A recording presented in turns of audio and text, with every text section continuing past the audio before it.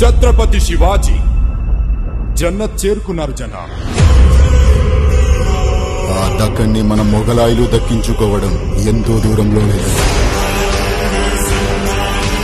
మరాఠాల సింహం లేనప్పటికీ తన వేటని చావా కొనసాగిస్తాడు. మరాఠా సామ్రాజ్యానికి వ్యతిరేకంగా ఎప్పుడు ఆలోచించినా చీల్చి చెండాడుతాను.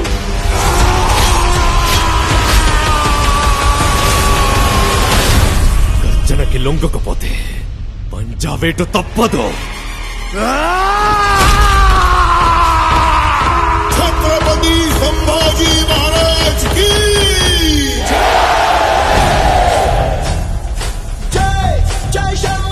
ఈ యుద్ధం స్వరాజ్య సాధన కోసం చేసే యజ్ఞం. ఆ మహాదేవుని సాక్షిగా ప్రతి పౌరుడి సంరక్షణే మన లక్ష్యం. స్వరాజ్య స్థాపన సాక్షాత్ ఈశ్వరేచ్ఛ. మేము ఔరంగజేబును కలవడానికి వెళ్తున్నాం. కళ్లల్లో కించిత్ చింత కూడా లేదు. భోన్స్లే వంశంలోని ప్రతి మగవారు ప్రళయంతో సమానం. పర్వతాలే అడ్డుకోలేని ధాటిని కంకర్రాలేం చేశారు.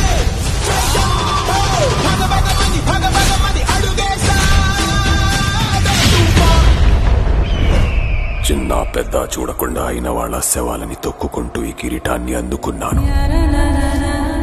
మేము మళ్ళీ ఈ కిరీటాన్ని ఆ పొగరుబోతు సంబా చావు కేకని హిందుస్థాన్ మొత్తం విన్నాకి ధరిస్తాను. కాషాయం రంగు ఎక్కడ కనిపించినా సరే ఎర్రగా మార్చి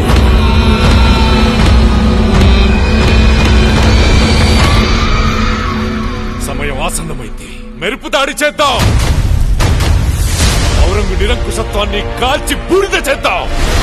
ప్రత్యర్థులు ఎన్ని పండాగాలు పన్నినా సరే ప్రతి వ్యూహాన్ని ఛేదిద్దాం. ఛత్రపతి శివాజీ మహారాజ్ స్వప్నాన్ని సాకారం చేసి తీరుతాం. జై భవానీ.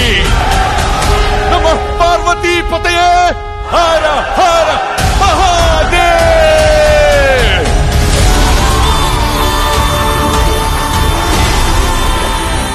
సమగ్ర మరాఠా సామ్రాజ్యంతో పాటు నేను కూడా ఎదురు చూస్తోంది ఈ రోజు కోసమే. మీ నమ్మకం మాకు తోడుంటే యుద్ధం కూడా ఉత్సవమే.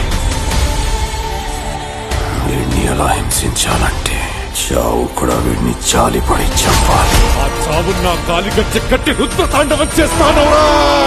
నా చావు ప్రతి మరాఠా ఇంట్లో ఒక శివాజీని ఒక సంభాజీని పుట్టిస్తుంది. కానీ నీ చావు మొఘల్ సామ్రాజ్య పతనానికి పునాది.